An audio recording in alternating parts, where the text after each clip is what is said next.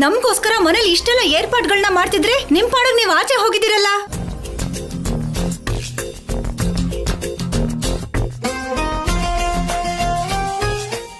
ಅಕ್ಕ, ಭಾವ ಕಾಣಿಸ್ಲಿಲ್ಲ ಅಂತ ಭಯ ಪಡ್ತಾ ಇದ್ದೆ, ಈಗ ಅವ್ರಿಗೆ ಭಯ ಪಡಿಸ್ತಾ ಇದ್ಯಾ. ನೀನ್ ಕೂಗಾಡೋದನ್ನ ನಿಲ್ಸಿದ್ರೆ ಆ ಕೇಕನ್ನ ಕಟ್ ಮಾಡ್ಬೋದು. ನನ್ ಗಂಡನ್ನ ಎಲ್ಲಿ ಹೋಗಿದ್ರಿ ಅಂತ ಕೇಳೋದು ಕೂಡ ತಪ್ಪೇನೇನೋ.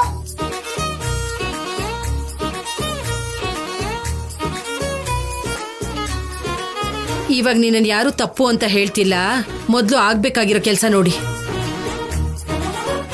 ದಮಯಂತಿ, ಕೇಕ್ ಕಟ್ ಮಾಡಿ. ಕೇಕ್ ಕಟ್ ಮಾಡೋಣ ಬನ್ನಿ. ಬಾಪ.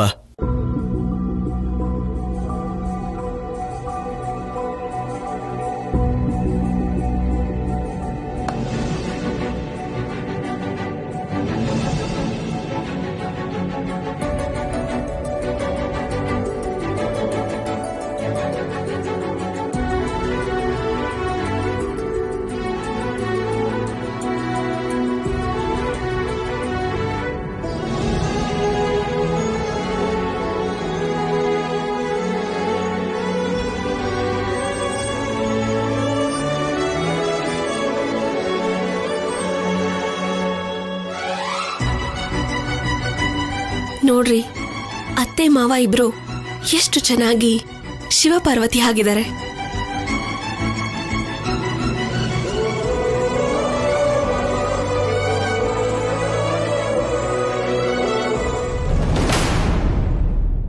ನಾವ್ ಯಾವಾಗ್ಲೂ ಹೀಗೆ ಇರ್ತೀವಿ.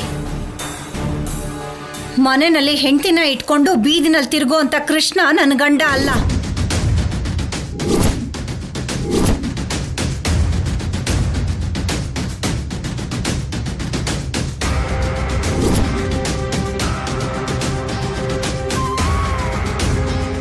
ಒಂದ್ ವೇಳೆ ತಿರ್ಗಾಡಿದ್ರೆ ನೀನೇನಕ್ಕ ಮಾಡ್ತೀಯಾ? ಏನ್ ಮಾಡ್ತೀನ?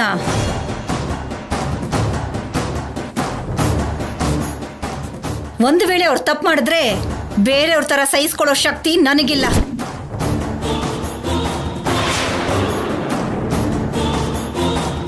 ನಾನು ಉಡೋ ಸೀರೆನೆ ಬೇರೆಯವ್ರು ಉಟ್ಕೊಂಡ್ರೆ ನನಗೆ ಸಹಿಸ್ಕೊಳ್ಳೋದಕ್ಕಾಗಲ್ಲ. ಅಂಥದ್ರಲ್ಲಿ ನನ್ನನ್ನು ಕಟ್ಕೊಂಡಿರೋ ಗಂಡ ಮತ್ತೊಬ್ಳು ಜೊತೆ ಇದಾನೆ ಅನ್ನೋ ವಿಷಯ ಗೊತ್ತಾದ್ರೆ ನೇಣು ಹಾಕೊಂಡು ಸಾಯ್ತೇನೆ ಹೊರತು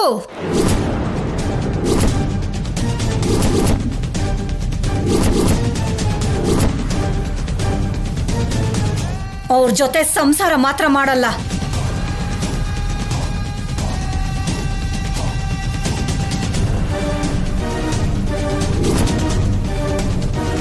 ದಮಯಂತಿ, ಏನ್ ಮಾತಿದು? ಅವನೇನೋ ತಮಾಷೆ ಮಾಡ್ದ. ಶುಭವಾಗಿರೋ ಮದುವೆ ದಿನದಲ್ಲಿ ಸಾಯ್ತೀನಿ ಅಂತ ಯಾಕೆ ಮಾತಾಡ್ತಿದ್ಯಾ?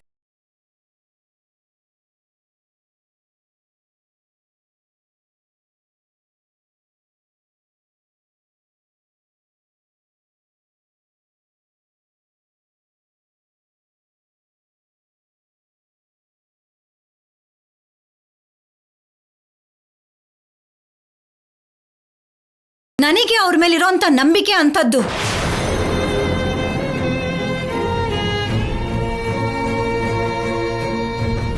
ಅವನ ಮೇಲೆ ನಿನಗಷ್ಟೇ ಅಲ್ಲ, ನಮ್ಮೆಲ್ರಿಗೂ ನಂಬಿಕೆ ಇದೆ. ಸ್ವಲ್ಪ ಇವತ್ತಾದ್ರೂ ಬಾಯಿಗೆ ಬೀಗ ಹಾಕು. ಸರಿ ಸರಿ, ಮಾತು ಸಾಕು. ಮೊದಲು ಕೇಕ್ ಕಟ್ ಮಾಡಿ.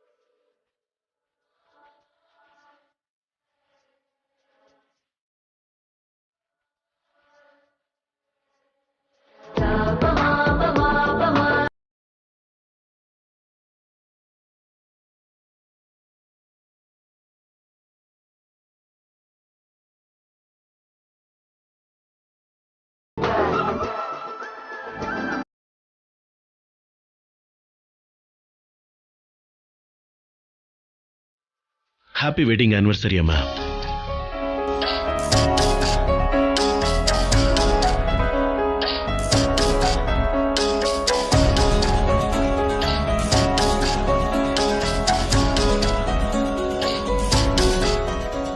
ಇನ್ನು 100 ವರ್ಷ ಸಂತೋಷವಾಗಿರಿ.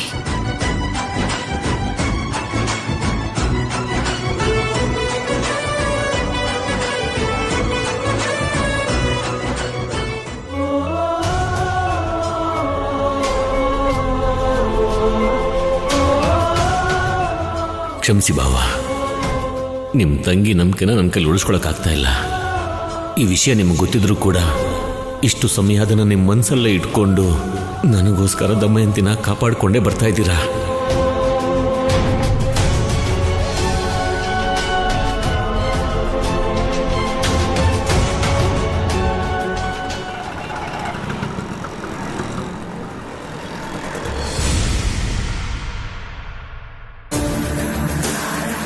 ಓಹೋ, ಹೌದಾ?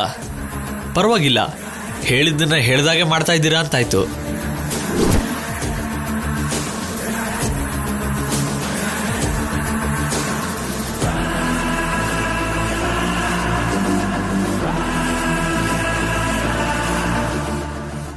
ನೀವು ಹೀಗೆ ಇರಿ.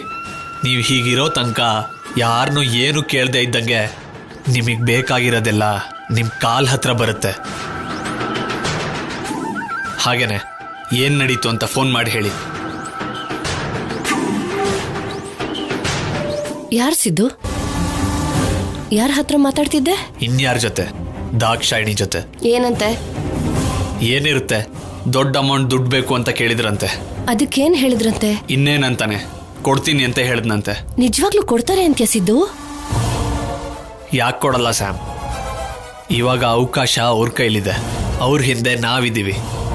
ಕೇಳೋ ಥರ ಕೇಳಿದ್ರೆ ತಂದು ಕೊಟ್ಟೆ ಕೊಡ್ತಾರೆ. ವಿಷಯ ಮನೆವರೆಗೂ ಬಂದ್ರೆ ಎಷ್ಟು ಪ್ರಾಬ್ಲಮ್ ಅಂತ ಚಿಕ್ಕಪ್ಪಂಗೆ ಚೆನ್ನಾಗೇ ಗೊತ್ತಲ್ಲ. ಇವ್ರನ್ನ ಹೇಗೆ ಆಟ ಆಡಿಸ್ಬೇಕು ಅಂತ ನಾವು ಯೋಚನೆ ಮಾಡ್ತಿದ್ರೆ ಸಮಯಕ್ಕೆ ಸರಿಯಾಗಿ ಆ ದಾಕ್ಷಾಯಿಣಿ ಸರಿಯಾಗಿ ಸಿಕ್ಕಿದ್ಲು ನಮ್ಗೆ. ಅಷ್ಟಕ್ಕೆ ನಾವು ಬಿಡಬಾರ್ದು ಸ್ಯಾಮ್. ಚಿಕ್ಕಪ್ಪ ದುಡ್ಡು ಕೊಟ್ಟ ಮೇಲೆ ಮಾವನ ಹತ್ರನೂ ದುಡ್ಡು ಕೇಳೋ ಪ್ಲಾನ್ ಮಾಡಲೇಬೇಕು. ಹೌದು ಸಿದ್ದು, ನಾವು ಮನೆಗೆ ಬಂದಾಗಿಂದ ನಾವು ಬಂದಿರೋ ಉದ್ದೇಶನೇ ಮರ್ತು ಹೋಗಿದ್ದೀವಿ. ನಮಗೂ ದುಡ್ಡು ಬೇಕಲ್ವಾ? ಇವಾಗ ಅವ್ರಿಗೆ ಅಮೌಂಟ್ ಬಂದ್ರೆ ಅದರಲ್ಲಿ ನಮ್ಗೇನಾದ್ರೂ ದಾಕ್ಷಾಯಿಣಿ ಕೊಡ್ತಾರಲ್ವಾ? ಕೊಡ್ತಾಳೆ, ಕೊಡ್ಲೇಬೇಕು ಕೂಡ. ಅಷ್ಟೊಂದು ನಂಬಿಕೆ ಅನ್ಸಿದ್ದು. ಅವ್ರಿಗೆ ದಾರಿ ತೋರಿಸಿದ್ದೆ ನಾವು. ಅವಾಗವಾಗ ಹೇಗೆ ಹೋಗ್ಬೇಕು ಅಂತ ದಾರಿ ತೋರಿಸ್ತಿರೋದು ನಾವೇ. ಅದಕ್ಕೆ ಅಲ್ವಾ ಇಲ್ಲಿ ಏನೇ ನಡೆದ್ರು ತಕ್ಷಣ ಫೋನ್ ಮಾಡಿ ಹೇಳ್ತಾ ಇರೋದು. ಆ ನಂಬಿಕೆ ಇರೋವರೆಗೂ ಕೇಳಿದ್ ಕೊಡ್ತಾನೆ ಇರ್ತಾರೆ. ನಾವು ಕೂಡ ದುಡ್ಡು ಸಂಪಾದನೆ ಮಾಡಬೇಕು ಸಿದ್ದು. ಬೇಗ ಇಲ್ಲಿಂದ ಆಚೆ ಹೋಗ್ಬೇಕು. ನಾವೇನೂ ಮಾಡದೇ ಇದ್ರು ದುಡ್ಡು ಬರೋ ದಾರಿ ಏನು ಅಂತ ಗೊತ್ತಾಯ್ತಲ್ಲ ಸ್ಯಾಮ್. ಈಗ ದಾಕ್ಷಾಯಿನಿನ ಅಡ್ಡ ಇಟ್ಕೊಂಡು ಮೊದಲು ಚಿಕ್ಕಪ್ಪನ ಹತ್ರ, ಆಮೇಲೆ ಮಾವನ ಹತ್ರ, ಆಮೇಲೆ ಅಜ್ಜಿ ಹತ್ರ ಅವಕಾಶ ಯಾವಾಗ ಸಿಗುತ್ತೋ ಅವಾಗೆಲ್ಲ ದುಡ್ಡು ವಸೂಲಿ ಮಾಡ್ತಾ ಇರೋಣ. ಅದರಲ್ಲಿ ನಮ್ಮ ಭಾಗ ನಾವು ತಗೊಳ್ಳೋಣ. ಆದ್ರೆ ಎಲ್ರೂ ದುಡ್ಡು ಯಾಕೆ ಕೊಡ್ತಾರೆ ಸಿದ್ದು? ಏನ್ ಸ್ಯಾಮ್, ಮತ್ತೆ ಹೀಗೆ ಅಮಾಯಕಿ ತರ ಆಡ್ತಾ ಇದ್ಯಾ? ಎಲ್ರಿಗೂ ಆ ವಿಷಯ ಆಚೆ ಬರಲೇಬಾರ್ದು ಅಂತ ಇದ್ದೇ ಇರುತ್ತೆ ಅಲ್ವಾ? ಅದಕ್ಕೆ ಕೇಳಿದ್ ಕೊಟ್ಬಿಟ್ಟು ಇವ್ರ ಬಾಯಿ ಮುಚ್ಚೋಣ ಅಂತ ಇರ್ತಾರೆ. ಸೊ ಇವ್ರು ಕೊಟ್ಟಿದ್ದವ್ರಿಗೆ, ಅವ್ರು ಕೊಟ್ಟಿದ್ದು ಇವ್ರಿಗೆ ಗೊತ್ತೇ ಇರಲ್ಲ. ಹಾಗೆ ಎಲ್ಲರ ಹತ್ರ ವಸೂಲಿ ಮಾಡೋಣ. ಅದರಲ್ಲೂ ನಮಗೆ ಬೇಕಾಗಿರೋದನ್ನ ನಾವು ತಗೊಳ್ಳೋಣ. ಸಿಂಪಲ್. ನಿನ್ನ ಐಡಿಯಾ ಏನೋ ಚೆನ್ನಾಗೇ ಇದೆ, ಆದ್ರೆ ಅವ್ರು ಉಲ್ಟಾ ಹೊಡೆದ್ರೆ? ಅಡ್ಡ ಬರೋವರೆಗೂ ಅಷ್ಟೇ ಸಲಹೆ ಮಾತ್ರ ಕೊಡ್ತಾ ಇರ್ತೀನಿ. ಅಡ್ಡ ಬಂದ್ರು ಅನ್ಕೋ, ಅವರೇ ಇಲ್ಲ ಅನ್ನೋ ಥರ ಮಾಡ್ತೀನಿ. ಇವಾಗ ಅವ್ರಿಗೆ ಅವಕಾಶ ಇದೆ, ನಮಗೆ ಅವಶ್ಯಕತೆ ಇದೆ. ಅದಕ್ಕೆ ಒಳ್ಳೆತನದಿಂದ ನಮಗೇನು ಬೇಕೋ ಅದನ್ನು ನಾವು ಪಡ್ಕೊಳ್ಳೋಣ. ಇಲ್ಲ ಅಂದಾಗ ನಮ್ಮ ದಾರಿಲಿ ನಾವು ಹೋಗಿ ತಗೊಳ್ಳೋಣ. ನೀನದ್ರ ಬಗ್ಗೆ ಟೆನ್ಷನ್ ಮಾಡ್ಕೋಬೇಡ. ಮೊದಲು ಚಿಕ್ಕಪ್ಪ ದುಡ್ಡು ಕೊಡ್ಲಿ, ನಮಗೆ ಬೇಕಾಗಿರೋ ಭಾಗನ ನಾವು ಇಸ್ಕೊಳ್ಳೋಣ.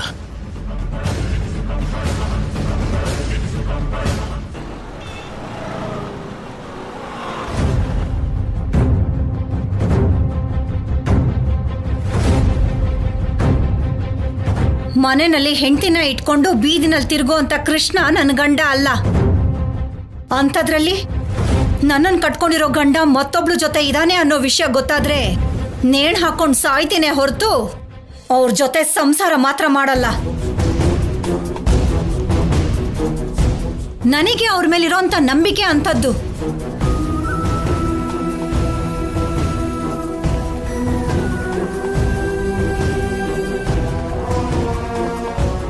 ಏನ್ರಿ ದಮಯಂತಿ ಹಾಗೆ ಮಾತಾಡಿದಕ್ಕೆ ಬೇಜಾರು ಮಾಡ್ಕೊಂಡ್ರಾ?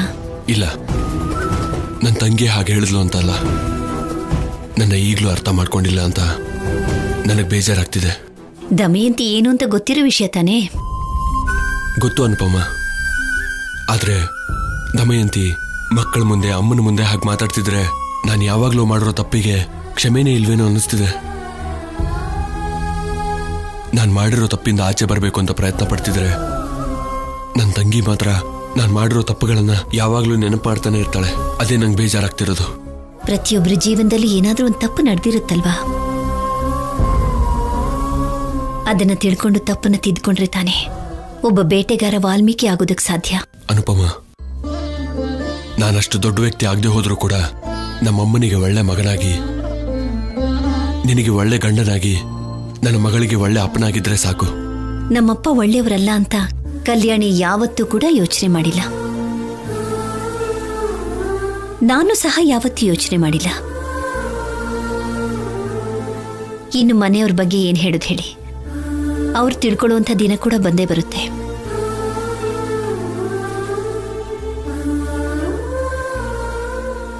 ಶೌರ್ಯ, ಅಪ್ಪ, ಕಲ್ಯಾಣಿ, ಶೌರ್ಯ, ಎಲ್ರೂ ಬನ್ನಿ.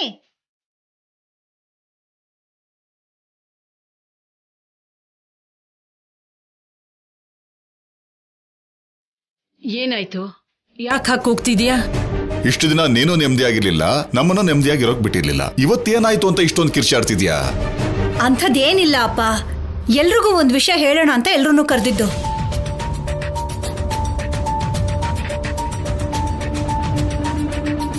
ನಿನ್ ಕೂಗಾಟಕ್ಕೂ ಕಿರ್ಚಾಟಕ್ಕೂ ಮಿತಿನೇ ಇಲ್ದಂಗೆ ಆಗಿದೆ ಅಕ್ಕ. ಏನಾಯ್ತು ಅಂತ ಹೆದರ್ಕೊಂಡು ನಾವೆಲ್ಲ ಬಂದ್ರೆ ಏನೋ ಹೇಳೋದಿಕ್ ಕರೆದೆ ಅಂತ ಹೇಳ್ತೀಯ.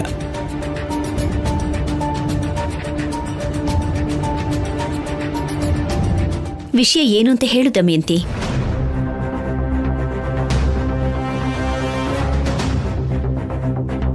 ಏನೂ ಇಲ್ಲ, ಇವ್ರೇನೋ ವ್ಯಾಪಾರ ಮಾಡಬೇಕು ಅನ್ಕೋತಿದ್ದಾರೆ. ಊರಾಚೆ ನಮ್ಮೆಲ್ರದ್ದು ಒಂದು ಹೊಲ ಇದೆಯಲ್ಲ, ಅದನ್ನ ಮಾರಿ ಇವರಿಗೆ ಆ ದುಡ್ಡು ಕೊಡೋಣ ಅಂತ.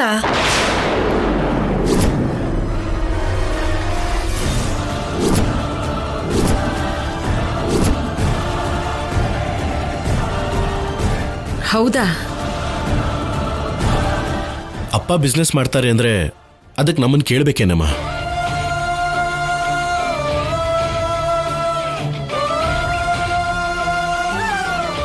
ಅಳಿಯಂದ್ರು ಇವತ್ತಿನವರೆಗೂ ಏನು ಕೇಳಲಿಲ್ಲ.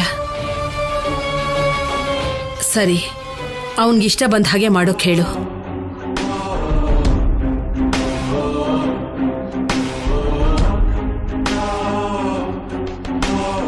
ನೀನ್ ಬೇಡ ಅನ್ನಲ್ಲ ಅಂತ ನನಗೆ ಗೊತ್ತಮ್ಮ.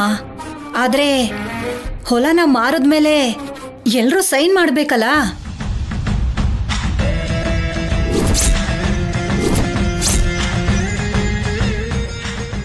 ತಗೊಳ್ಳಿ, ಈ ಪತ್ರದ ಮೇಲೆ ಎಲ್ರೂ ಸೈನ್ ಮಾಡಿದ್ರೆ ಆ ಹೊಲ ಮಾರಿದ ದುಡ್ಡಲ್ಲಿ ಇವರು ವ್ಯಾಪಾರ ಶುರು ಮಾಡ್ಕೋತಾರೆ.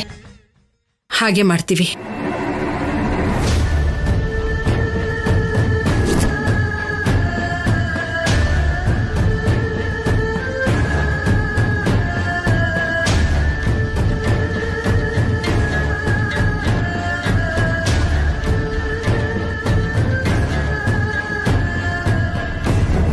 ಚಿಕ್ಕಪ್ಪ, ನೀವು ಸೈನ್ ಮಾಡಿ.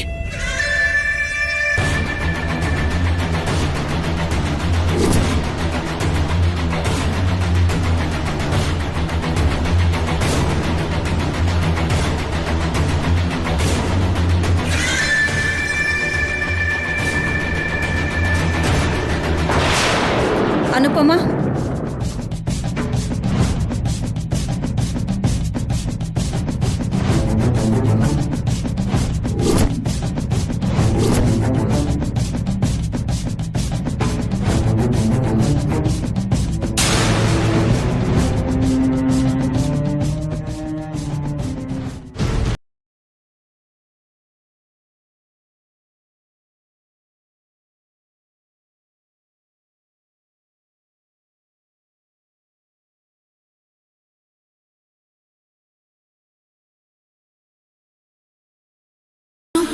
ಆ ದುಡ್ಡಿಂದ ಮಾವನ್ ಸಮಸ್ಯೆ ಬಗೆಹರಿಯುತ್ತೆ ಅಂತ ಗ್ಯಾರಂಟಿ ಏನು?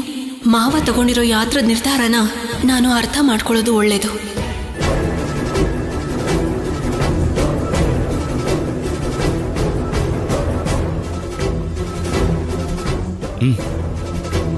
ಕಲ್ಯಾಣಿ, ನೀನು ಸೈನ್ ಮಾಡು. ಯಾಕೆ ಕಲ್ಯಾಣಿ, ಏನ್ ಯೋಚನೆ ಮಾಡ್ತಿದ್ಯಾ? ಸೈನ್ ಹಾಕಮ್ಮ. ನಾನ್ ಸಹಿ ಮಾಡೋದಿಲ್ಲ.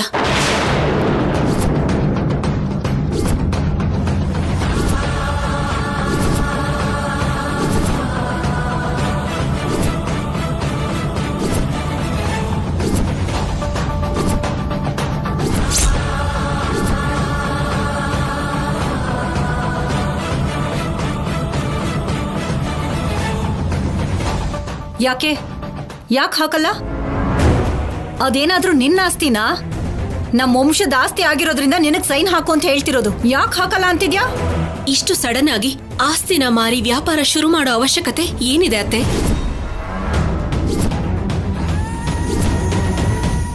ಅದೆಲ್ಲ ನಿನಗ್ಯಾಕೆ? ನನ್ನ ಗಂಡ ವ್ಯಾಪಾರ ಮಾಡ್ಬೇಕು ಅನ್ಕೊಂಡಿದ್ದಾರೆ.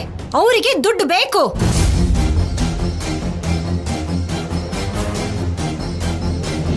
ಅಷ್ಟಕ್ಕೂ ಯಾರಿಗೂ ಇಲ್ದೇ ಇರೋ ಕಾಳಜಿ ನಿನಗ್ಯಾಕೆ? ಸೈನ್ ಮಾಡು. ಇಲ್ಲ ಅತ್ತೆ, ನಾನು ಈ ಸೈನ್ ಹಾಕೋದಿಲ್ಲ.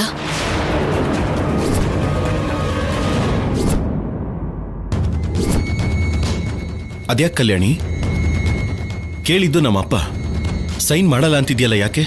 ಕಾರಣ ಇಲ್ದೆ ನಾನು ಇಲ್ಲ ಅಂತ ಹೇಳಲ್ಲ ಆಫೀಸರ್.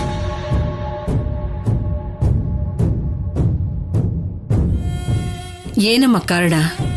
ಏನೇ ಕಾರಣ ಇದ್ರೂ ಅಳಿಯಂದ್ರು ಕೇಳ್ತಿದ್ದಾರೆ, ಕೊಡ್ಲೇಬೇಕು. ಸೈನ್ ಹಾಕಮ್ಮ. ವ್ಯಾಪಾರ ಮಾಡ್ಬೇಕು ಅಂದ್ರೆ ಅದು ಎಂತ ವ್ಯಾಪಾರ, ಯಾವ ತರ ಇರುತ್ತೆ, ಅದು ಏನು ಅನ್ನೋದನ್ನ ಯೋಚನೆ ಕೂಡ ಮಾಡ್ದೆ ಸುಮ್ನೆ ಹೇಗ್ ಸೈನ್ ಹಾಕ್ಲಿ ಅಜ್ಜಿ?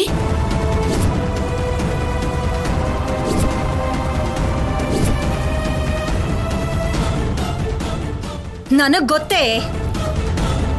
ಅವ್ರು ವ್ಯಾಪಾರ ಶುರು ಮಾಡಿದ್ರೆ ನಾನೆಲ್ಲ ಉದ್ಧಾರ ಆಗ್ತೀನೋ, ನಿಮ್ಮಮ್ಮನೆಲ್ಲಿ ಲೆಕ್ಕಕ್ಕಿಲ್ದಿರೋ ಹಾಗೆ ಮಾಡ್ಬಿಡ್ತೀನೋ ಅನ್ನೋ ಭಯ.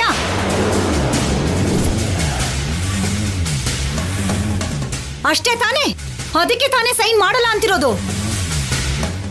ಕಲ್ಯಾಣಿ, ಏನಮ್ಮ ಇದು? ಸೈನ್ ಹಾಕು.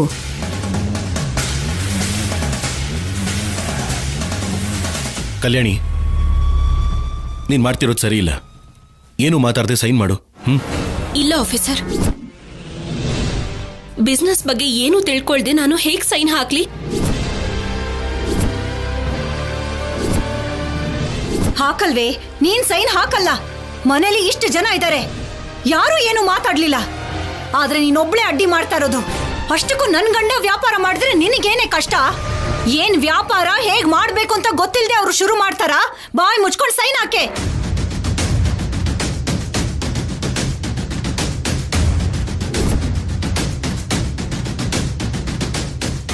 ದಾಕ್ಷಿಣಿಗೆ ದುಡ್ಡು ಕೊಟ್ಬಿಟ್ಟು ಅವಳಿಂದ ತಪ್ಪಿಸ್ಕೊಳ್ಳೋಣ ಅಂತಂದ್ರೆ ಕಲ್ಯಾಣಿ ಯಾಕೆ ಸೈನ್ ಮಾಡಲ್ಲ ಅಂತಿದ್ದಾಳೆ?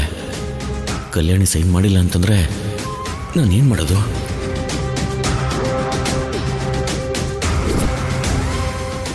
ಕಲ್ಯಾಣಿ, ಇದನ್ನ ಇಶ್ಯೂ ಮಾಡಬೇಡ. ಹೇಳಿದನ್ ಮಾಡು.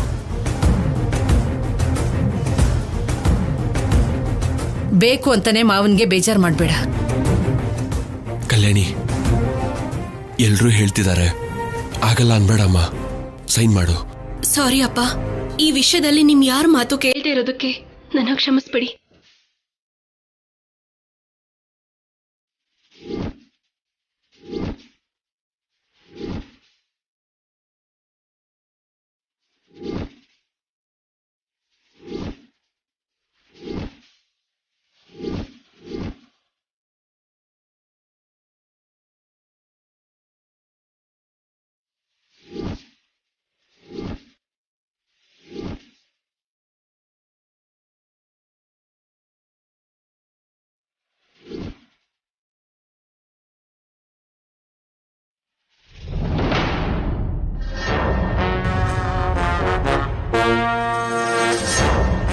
ಹೊಲನ ಯಾಕೆ ಮಾರ್ಬೇಕು ಅನ್ಕೊಂಡಿದ್ದಾರೆ ಗೊತ್ತಾ? ಅರ್ಥ ಆಯ್ತು ಬಿಡು. ದಾಕ್ಷಾಯಿಣಿ ಅವಳ ಕೆಲಸ ಅವಳು ಸಿನ್ಸಿಯರ್ ಆಗಿ ಮಾಡ್ತಾ ಇದ್ದಾಳೆ. ಇವಾಗ ನಾವು ಅನ್ಕೊಂಡಿರೋ ತರನೇ ಆಗ್ತಾ ಇದೆ. ಹೌದು, ಕಲ್ಯಾಣಿ ಯಾಕೆ ಸೈನ್ ಹಾಕ್ಲಿಲ್ಲ? ಏನಕ್ಕೆ ಹಾಗಂದ್ಲೋ ಏನೋ ಅದು ನಮ್ಗೆ ಒಳ್ಳೇದೇ ಅಲ್ವಾ. ಮನೇಲಿ ಅವಳು ಎಲ್ರಿಗೂ ಶತ್ರು ಆಗ್ತಿದ್ದಾಳೆ ಹೊರತು ನಮಗೇನು ನಷ್ಟ ಇಲ್ಲ.